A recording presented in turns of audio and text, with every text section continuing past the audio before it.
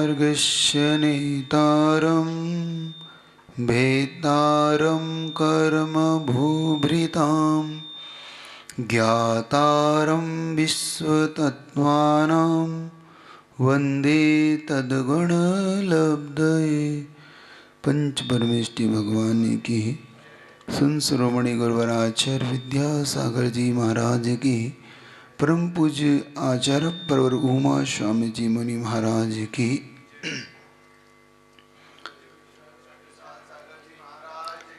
चलिए आयुबंध का मग्न सूत्र नंबर 18 की व्याख्या समझने का पुरुषार्थ करेंगे। छठा अध्याय।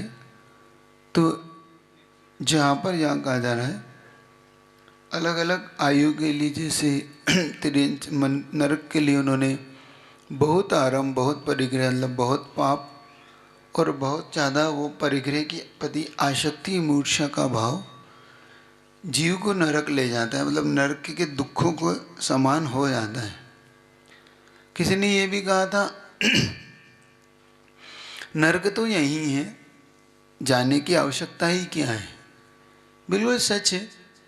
जब हमारा आसक्ति और मूर्छा का भाव इतना ज़्यादा हो जाए कि वस्तु में हमें सुख ना नरक दुख दिखने लग जाए, तो नरक वास्तव में यही हो जाता है।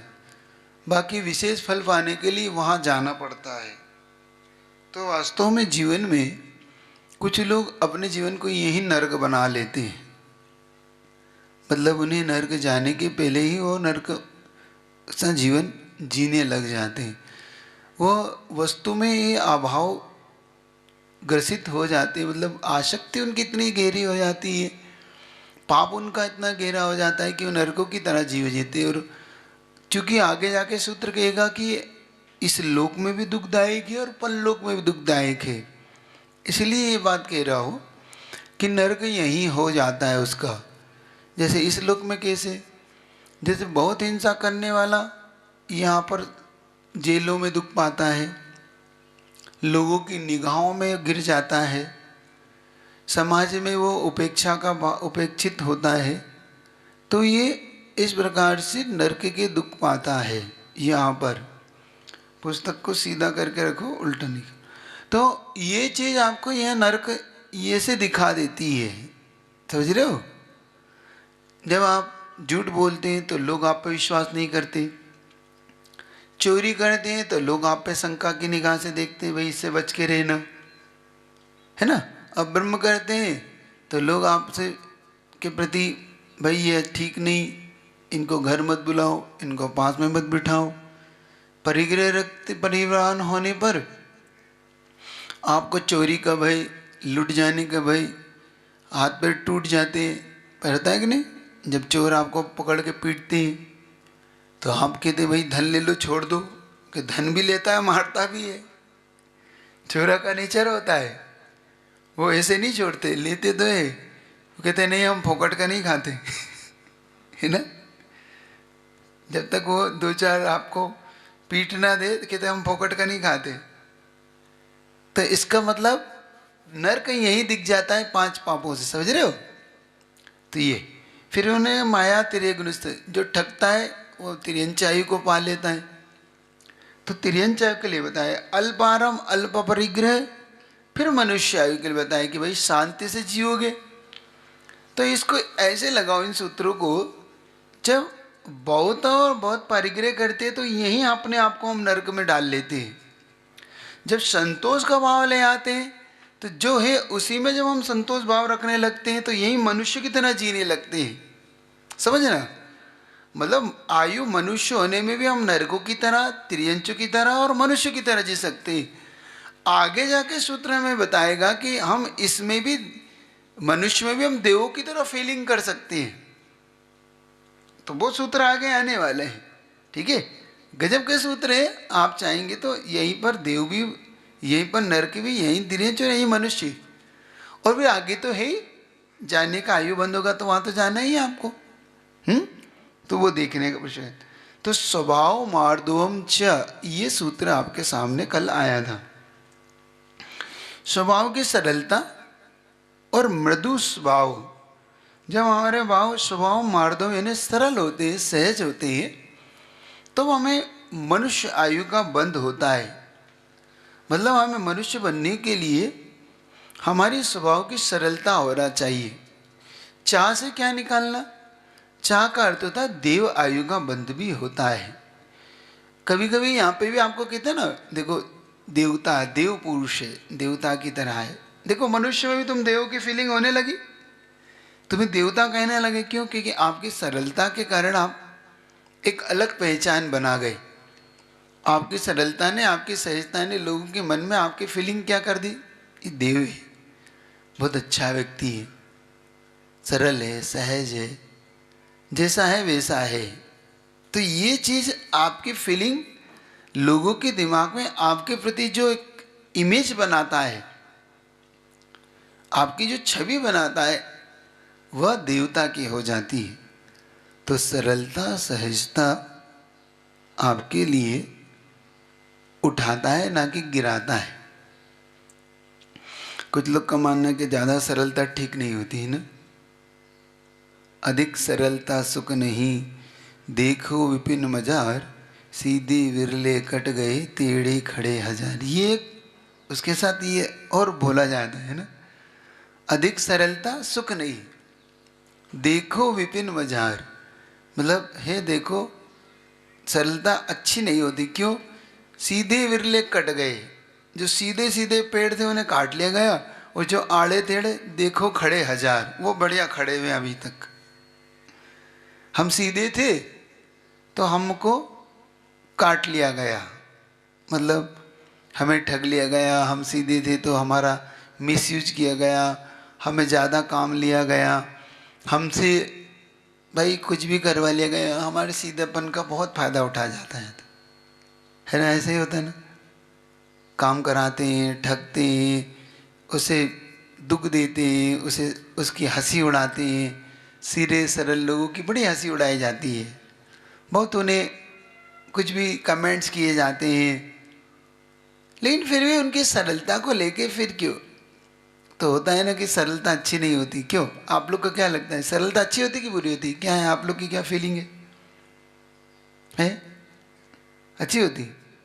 नहीं होती है ना, अच्छी नहीं होती। यहाँ क्या प्रॉब्लम है सरल होने में? हाँ बोलो। उतने ही सरल होना चाहिए जितने में हमारा आत्मसम्मान बचा रहे। उतना सरल हो रहा है जिसमें आत्मसम्मान बचा रहे। तो सरलता ज्यादा होने से आत्मसम्मान चला जाता है? क्या क्या चले जाता? महाराज जी चला नहीं जाता, लेकिन कभी कभार परिस्थिति के अनुसार थोड़ा कठोर बनना पड़ता है। जो नहीं, कठोर बनना एक जैसे परिस्थितिगत है, मतलब वो सरलता में कमी नहीं है। वो तो आप उस परिस्थितियों को व्यवस्थित करने के लिए आप अपनी आपके चेंजेस ला रहे हैं, ना कि आपने सरलता को खो दिया। लेकिन सरल होने में क्या प्रॉब्लम, क्या प्रॉब्लम है? क्या कह रहे थे? सरल व्यक्ति को महाराज जी लोग अपने हिसाब से दबा लेते हैं, अपने हिसाब से काम करवा लेते हैं। तो कभी कभी लगता है कि आत्मसम्मान चला जाता है इंसान। नहीं, आत्मसम्मान जाता नहीं, बढ़ता है। हमें हमें उल्टा सोच लिया हमने कि आत्मसम्मान कैसे जाएगा। चलिए बताइए, जैसे सरल व्यक्ति से काम करा लिया मैंने आपसे कुछ, तो आपका आत्मसम्मान कैसे चला गया? महाराज जी वो काम करने का मन नहीं था, सही नहीं लग रहा था वो काम करना, फिर भी दूसरों का मन रखने के लिए ठीक है चलो कर लेते हैं। नहीं, वो तो गलत काम तो करना ही नहीं है हमको।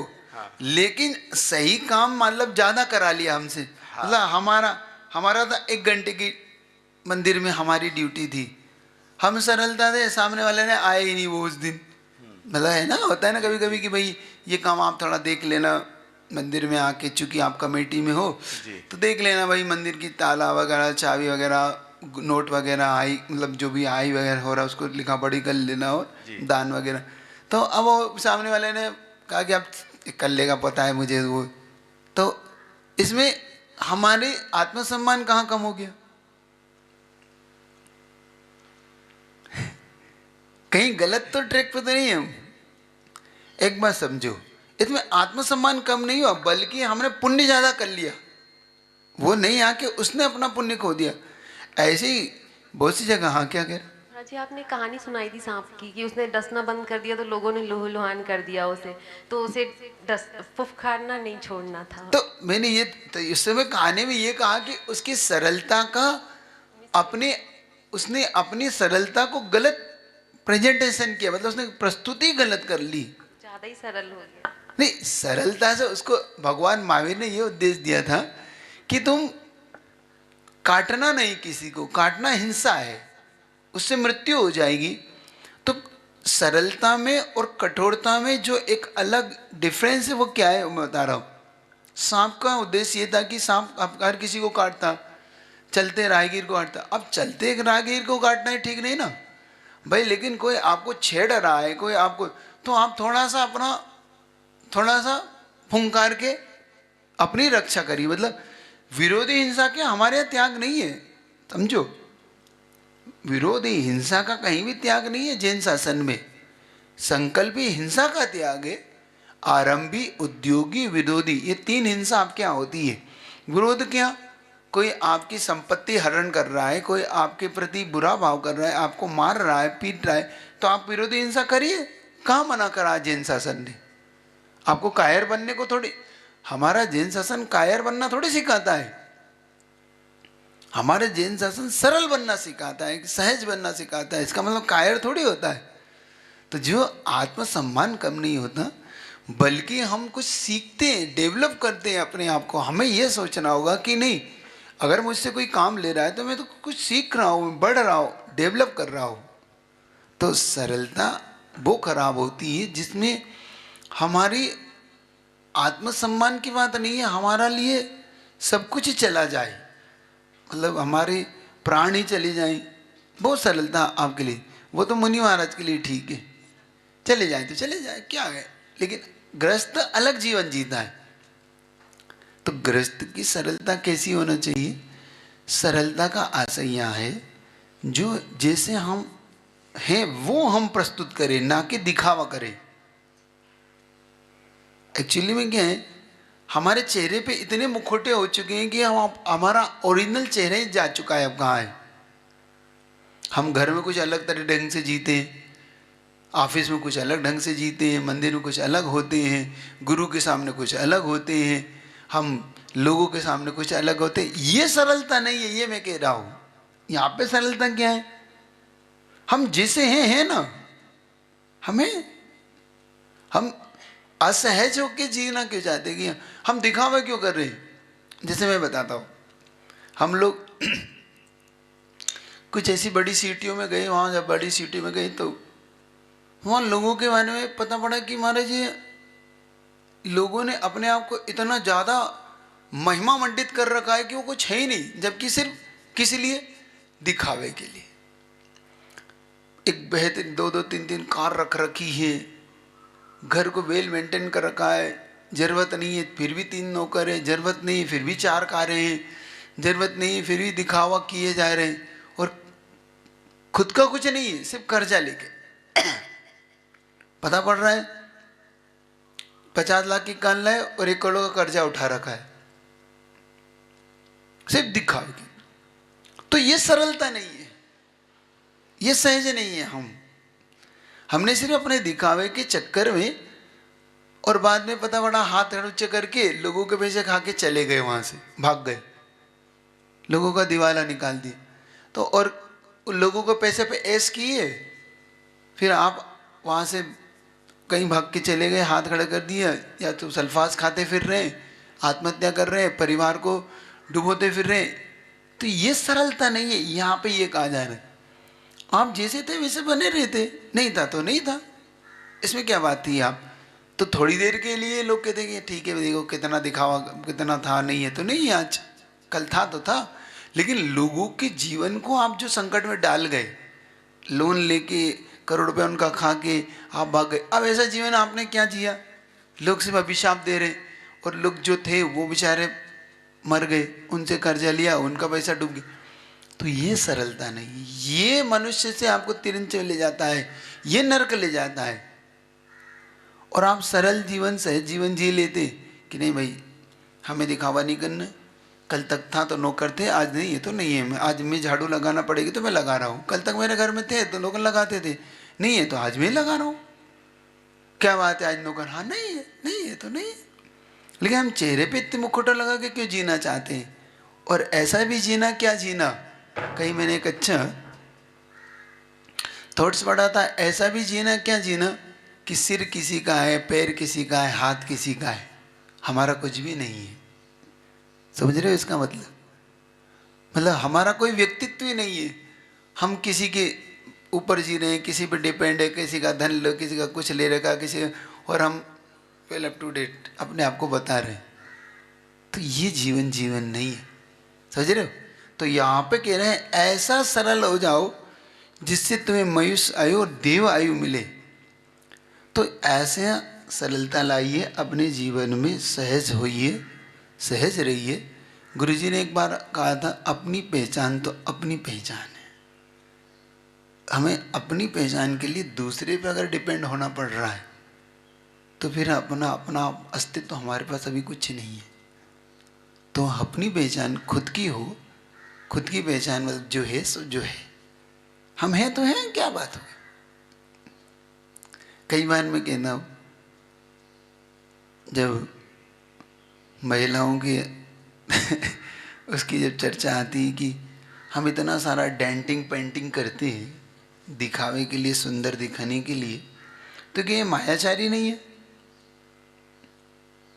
हम अपना रूप छिपाने के लिए हम इतना सारा पोत लेते हैं, इतना सारा हम लगा लेते हैं सब पे, तो क्या मायाचारी नहीं है ये? और मायाचारी करने वाला कहाँ जाएगा? कहाँ जाएगा? तिर्यंच। तो ऐसे तिरंच बनने के बाद अच्छा है कि हम जैसे वैसे ही जिए ना, तो कम से कम आगे जाके मनुष्य तो बन सके। जैसा है तो है, इससे क्या मिल रहा है हमें? बहुत हम गोरे हो जाएंगे क्या? हम इतना सारा पोत के बहुत सारे स्मार्ट हो जाएंगे क्या? तो बहुत सारा हम सफेद बाल रखे तो काले बाल करेंगे तो हमारे काले हो जाएंगे क्या? तो इतना सा क्यों पोत के घूमते हो कि कैंसर ही हो जाए तुमको? समझ रहे हो? ये जो लगाते हैं ना आजकल, ये काले बाल करने के चक्कर में मालूम है क्या होता है? कैंसर होता है इससे। और इसको बनाने के लिए करोड़ों जीवों को मारा जाता है, वो पता है आपको? जी है, ब्लीचिंग बोलते, क्या बोलते है ना, डाई बोलते, ब्लीचिंग बोलते। तो इसके पीछे करोड़ों जीव मारे गए, वो तो देखो। तो समझो यहाँ पर समझने का प्रश्न। आगे एक और सूत्र आ रहा है 19 नंबर का। तो ये सूत्र तो यहाँ तक तो हो गए, हमारे सरलता के कारण हमें मनुष्य पर्याय मिलती है, देव पर्याय मिलती है। तो थोड़ा दुख थले ही लगता है कि थोड़ा हम कष्ट उठा रहे होते हैं, लेकिन हमारी आने वाली आयु बहुत अच्छी होती है। और मनुष्य में भी हम बहुत अच्छी आयु में होते हैं, मनुष्य में भी हम निकृष्ट आयु में नहीं होते। देखो जब हम सरल नहीं होते तो हमें निकृष्ट आयु का भी बंद हो जाता है, मनुष्य में भी। मतलब हम भिखारी बन रहे हैं, दीन दुखी बन रहे हैं, लोगों की कर्जदार बन रहे हैं। हम क्यों, हम किसी के साथ ऐसा कर रहे हैं तो ऐसा भोगना पड़ रहा है क्या? क्योंकि हमने ऐसा का साथ किसी के साथ कर रखा है। तो यहाँ उसको समझेंगे तो हमें समझ आएगा कि हमें करना क्या है। ठीक है? तो आगे एक और सूत्र आ रहा है, 19 समय का सूत्र देखें तो आपको समझ आएगा कि यहाँ से चारों गति के कौन सा सूत्र है। निशील व्रतत्वम च सर्वेशम। नी सील के साथ लगाना, नी व्रत के साथ भी लगाना, मतलब सील से रहित और व्रतों से रहित। जब सील और व्रतों से जब रहित होते हैं तो उसे चारों गति के सभी देव आयु में उसे सभी का आश्रय होता है। मतलब सभी आयुओं के लिए जब वो व्रतों से और सील से रहित होता है, मतलब ना उसके पास व्रत है ना शील है ना, तो कहाँ पे बस चारों गतियों में, चारों आयुओं में वो जा सकता है। यहाँ से मनुष्य बन सकता है, तिरंची भी जा सकता है, देव बन सकता, नरक बन सकता है। तो जो सील से रहित थे, व्रतों से रहित थे, ये कैसे संभव महाराज? फिर चारों गति में कैसे जा रहा है वो? तो देखो कैसे जाता है। जो व्रतों से रहित थे, जब व्रत तो नहीं ले रहा, असंयमी है, और सील भी नहीं, सील का मतलब है 7 गुण जो होते हैं ना, सप्त सील होते हैं उसके, सार शिक्षा और व्रत होते हैं, कुछ ऐसे अणुव्रत हैं। तो इनके साथ जो जी रहा है तो उसके पास कुछ भी नहीं है, तो वो कैसे चारों गति में चला जाता है, चारों आयु में बंद कर लेता है। तो आपको आयु के परिणाम मैंने कुछ बताए थे, वो देखना है यहाँ पे। तो 1 से लेके जो 30 से तक के परिणाम है वो जघन्य परिणाम है, इनमें आयु बंद नहीं होता। फिर 40, 50, 60 का जो एक पूरा आपका वो आता है स्लॉट, तो वो पूरे इसमें आयु के बंद होते हैं। फिर 80, 90, 100, तो 40, 50, 60, 70 ये जो 4 स्लॉट है, इसमें आपको परिणाम जो होते हैं उन परिणामों में आयु बंद होता है। फिर 70, 80, 90, 100 ये 30 के जो होते हैं इसमें आयु बंद नहीं होती, ये उत्कृष्ट परिणाम है। तो उत्कृष्ट परिणाम और जघन परिणामों के साथ बंद नहीं होता, परिणाम होता है मध्यम परिणामों के साथ। तो मध्यम परिणाम में हमारी जो कसाय होती है, वो कसाय के 4 प्रकार होते हैं। इन 4 प्रकारों में जो आयु का बंद होगा वो आपको समझना है यहाँ पर। इसीलिए उन्होंने नील और नील वृत्तत्व के साथ कैसे आपके परिणाम हो जाएंगे वो बताया।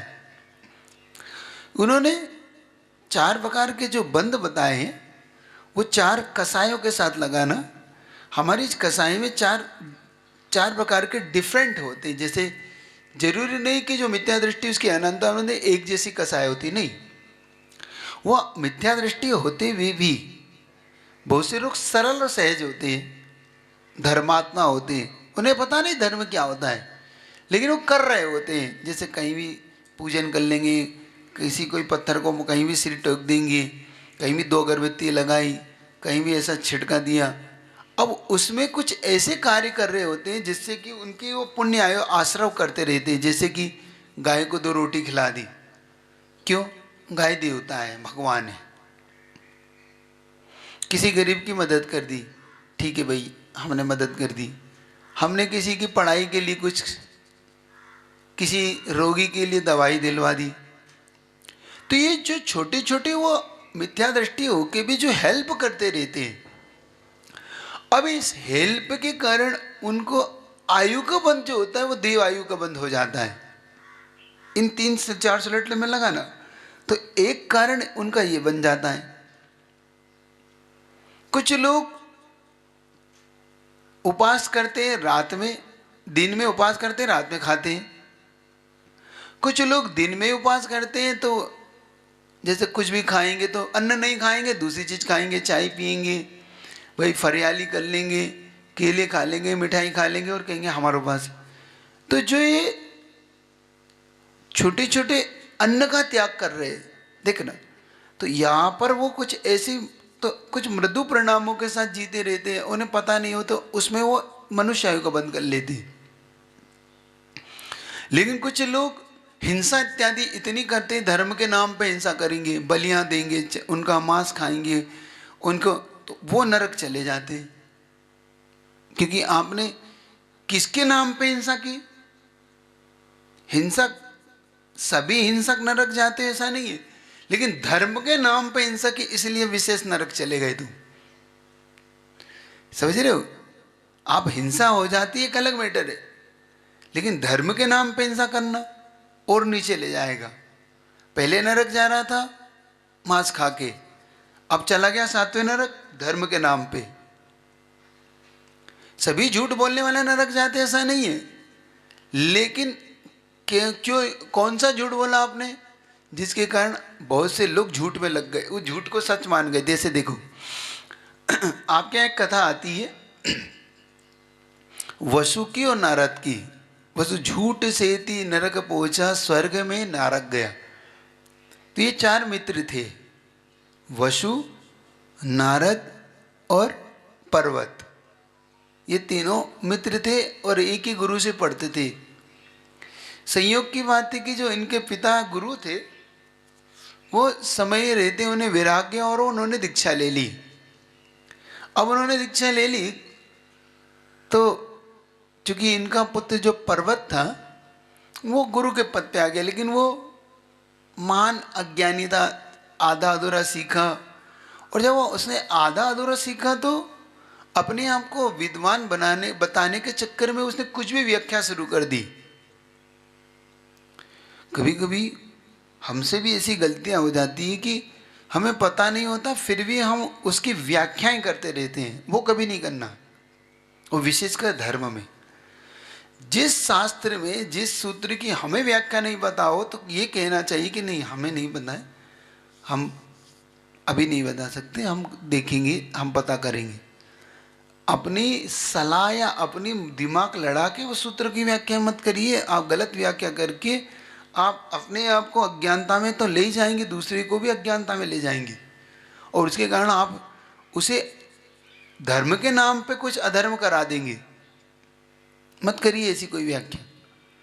और पर्वत ने यही गलती करी। उसने गलती क्या कर दी, एक छोटे से वाक्य को गलत बता दिया जो कि नहीं था। वो था अज। अज अर्थ का होता है बकरा, और अज अर्थ का होता है पुराना धान। क्योंकि उसने व्याख्या कर दी, अज का अर्थ था बकरा, और अज का ये अर्थ करके उसने क्या करा, अब लोगों में एक परंपरा ये हो गई कि बस अज का अर्थ तो बकरा होता है, इसलिए चूंकि होम करना चाहिए तो अज से करना चाहिए। अब वहां शास्त्र में क्या लिखा था, पुरानी धान से होम करना चाहिए, लेकिन इनने क्या व्याख्या कर दी कि बकरे की बलि देके होम करना चाहिए। अब ये फैसला कौन करे? चूंकि नारद जो था, वो नारद ने तो पढ़ा था भाई पुराना दान, तो उसने, लोगों ने पूछा कि भाई ये व्याख्या क्या, तो ये गलत व्याख्या, उसने स्पष्ट कह दिया कि ये गलत व्याख्या हो रही है और इस व्याख्या करने तो हिंसा हो जाएगी।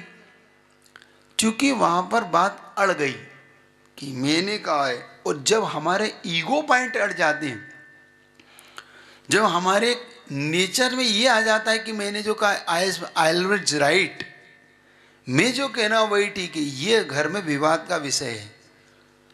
आप दो व्यक्तियों के बीच में डिस्टेंस क्यों बढ़ता है, समझे ना? जब आप अपने आप को ऑलवेज राइट कहते हैं, जब आप कहते हैं मैं ही ठीक हूं, मैंने ही कहा है, जब ही लगा लेते हैं, तब आपके यहाँ विवाद होते हैं, जब आपके अच्छे रिश्ते खराब होते हैं। बेटर होता है जब आप भी लगा लेते हैं कि मैं भी ठीक हूं, तुम भी ठीक हो। आचार्य सिंह ने लिखा, ही से भी की ओर आइए। ही हमें 36 का आंकड़ा करता है, भी हमें 63 की ओर लाता है। समझ रहे हो? 36 का मतलब होता है 3 के पीछे 6 लगता है तब 36 बनता है। मतलब 3 की पीठ और 6 की पीठ जब दोनों के एक दूसरे के पीछे आती है तब वो 36 बनता है।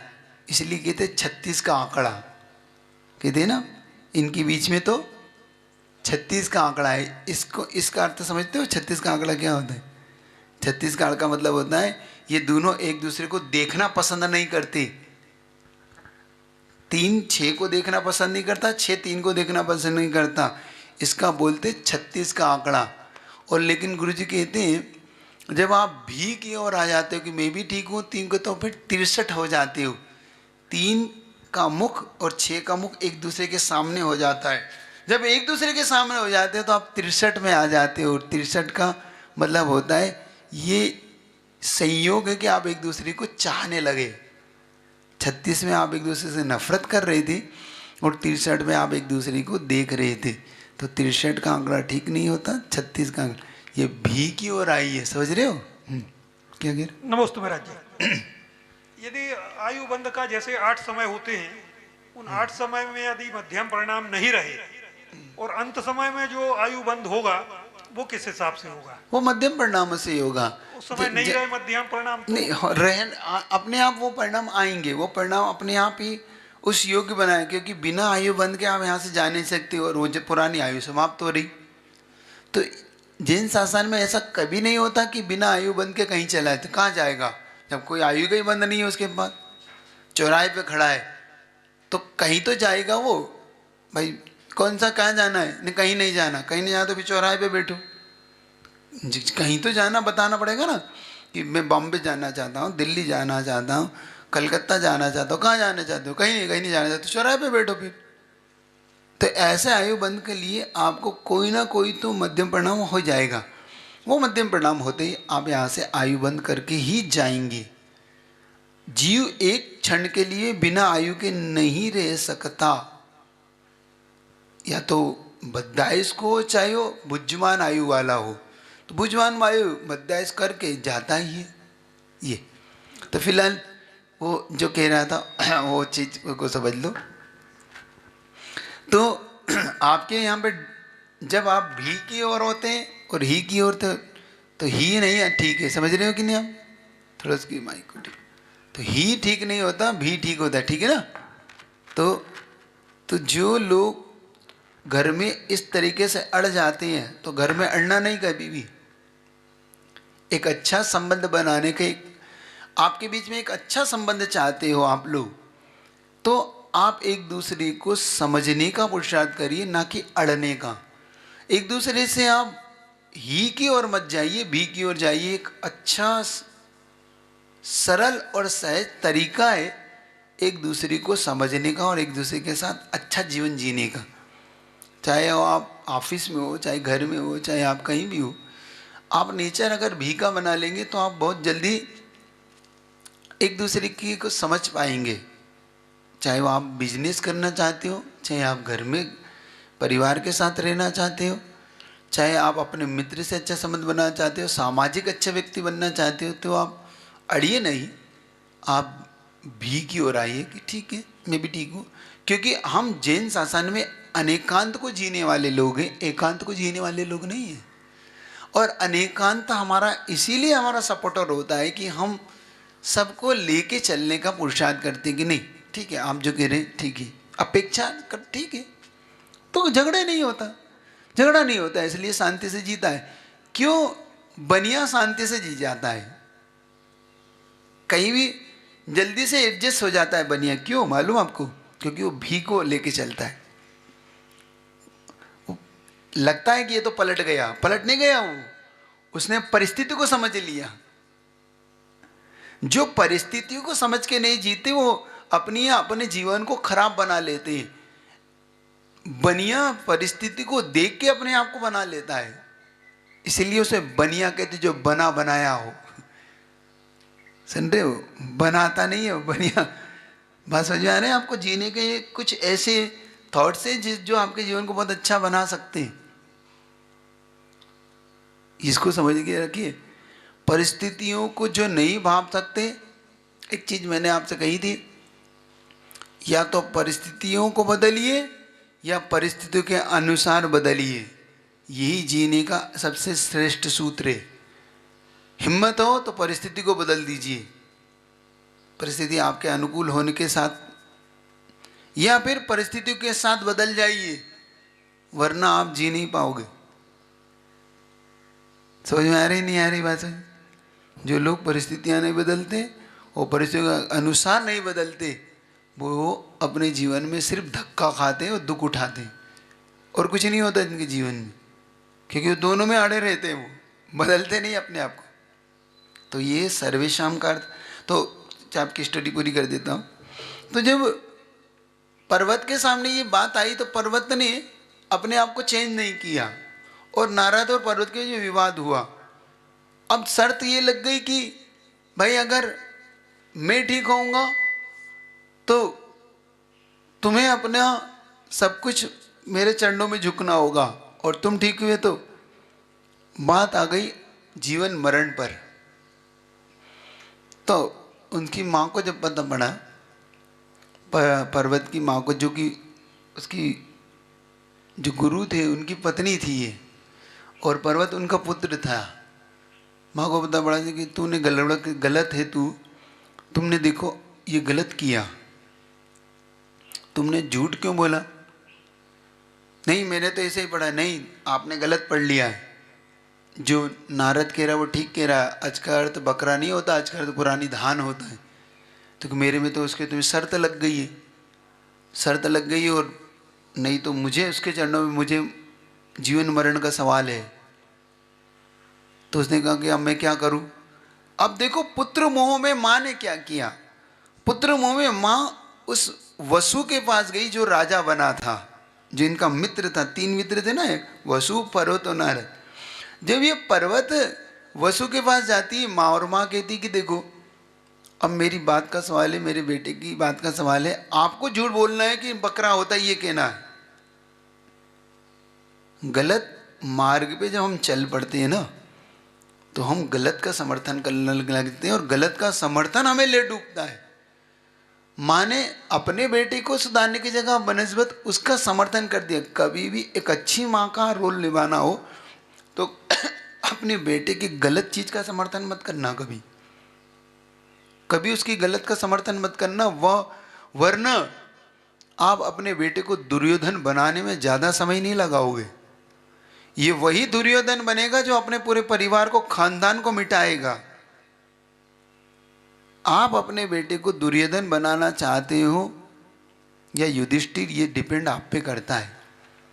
अपने बेटे को आप क्या देखना चाहते हो, आप ये तय करिए कि क्या चाहते हैं अपने बेटे से। हम उसकी गलत बातों का समर्थन करके उसे दुर्योधन बना रहे हैं। क्योंकि जब हम पुत्र मोह में अंधा हो जाते हैं तो फिर हम दुशासन, दुर्योधन ये पैदा करने लग जाते हैं। हम धृतराष्ट्र हो जाते हैं। हम अच्छे पिता नहीं होते, हम अच्छी माँ नहीं होते। हम अपनी आंखों पर पट्टी बांध लेते हैं। गांधारी ने आंखों पर पट्टी नहीं बांधी थी, उसने अपने पुत्र मोह की पट्टी बांध रखी थी। पिता अंधा नहीं था धृतराष्ट्र। धृतराष्ट्र पुत्र मोह में अंधा हुआ और स्वयं अपने खानदान को मिटा दिया, अपने बेटे को दुर्योधन बना के। दुर्योधन ऐसे पैदा नहीं होते, दुर्योधन उनके यहाँ पैदा होते हैं जिनके माता पिता गंधारी और धृतराष्ट्र की तरह अंधे हो जाते हैं। उनका खानदान मिट जाता है, उनका नाम लेवा नहीं बचता। ध्यान रखना।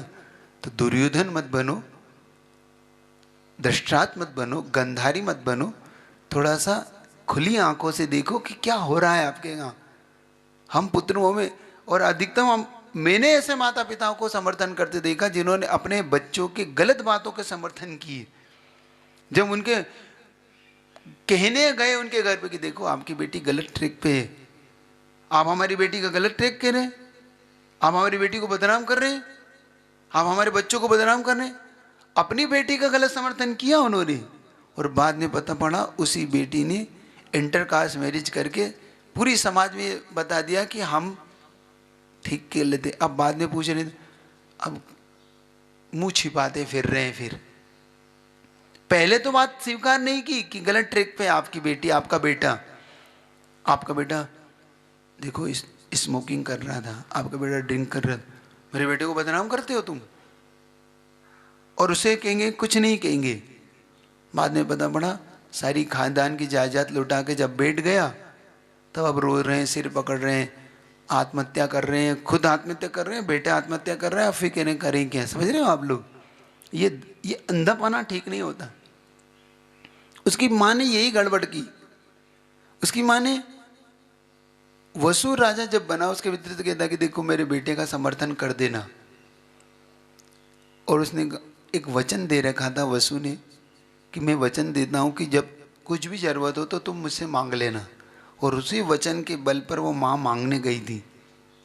वसु ने कहा देखो मैं ऐसा नहीं कह सकता, मैं राजा हूँ, और बात तो यही ठीक है कि पुराने धान ही कहा गया, क्योंकि मुझे भी पता है, वो तो ये तुम मुझे क्यों बता रहे हो, तो मुझे भी पता है कि पुराना दान है, लेकिन मेरे बेटे ने कह दिया इसलिए तुम्हें समर्थन करना है, क्योंकि बेटे के जीवन मरण का सवाल है। इससे अच्छा एक अच्छा निर्णय क्या कर सकती थी माँ?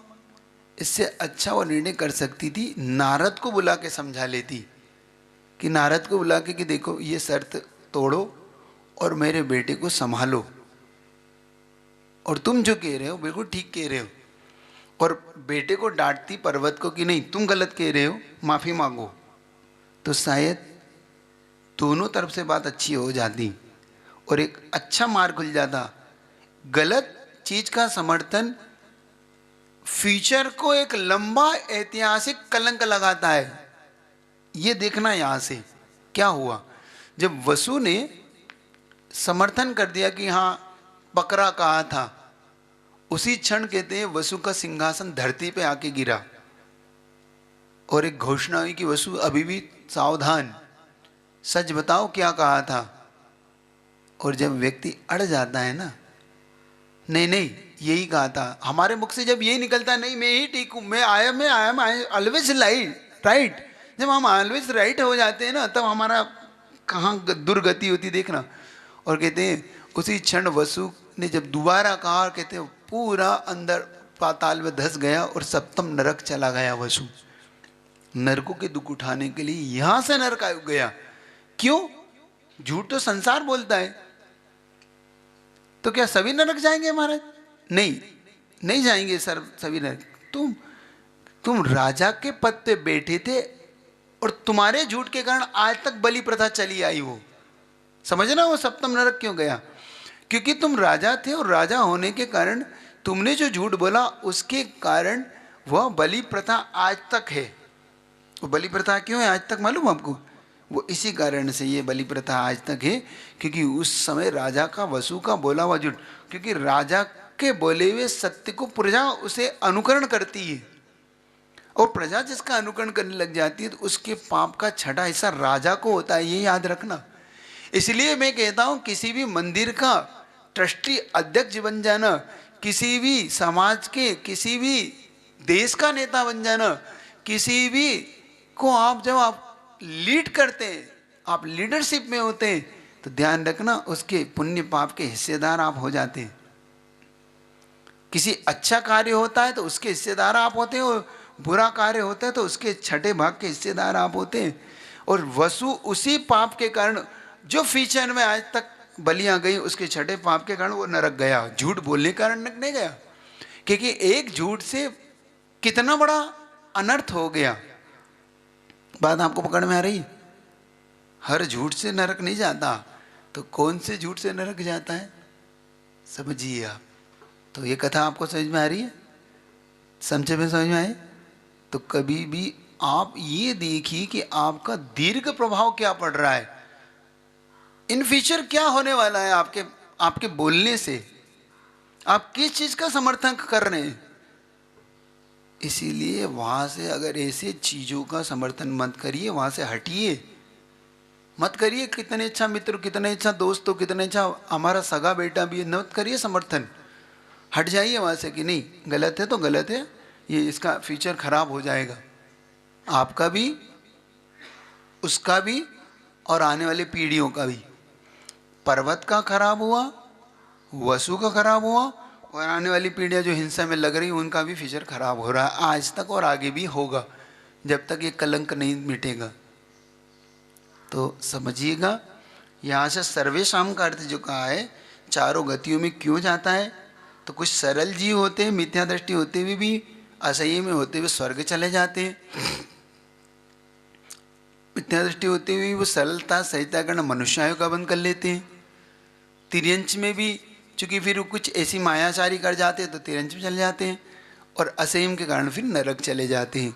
तो असंयमी इन चारों कारणों से वो चारों गतियों में चला जाता है। इसलिए इसका अर्थ इन्होंने कहा निशील व्रतत्वम च सर्वेशाम, तो च से यहाँ पर चारों गतियाँ वगैरह लगा लेना चाहिए। आगे देव आयु के बंध के कारण कल आपके सामने लाऊंगा, ठीक है? किस पूछना तो नहीं, समझना तो नहीं किसी को? तो बहुत अच्छा आज का सेशन था। झूठ में भी, परिवार में भी, बच्चों के प्रति भी कभी भी दुर्योधन नहीं बनाना, युधिष्ठिर बनाओ बच्चों को, ठीक है? पांडव बनाओ, कौरव नहीं बनानी है, ये याद रखना। धृष्टार्थ नहीं बनना जी। इतने ही रखता हूँ। बोलिए आचार्य गुरु विद्यासागर जी महाराज।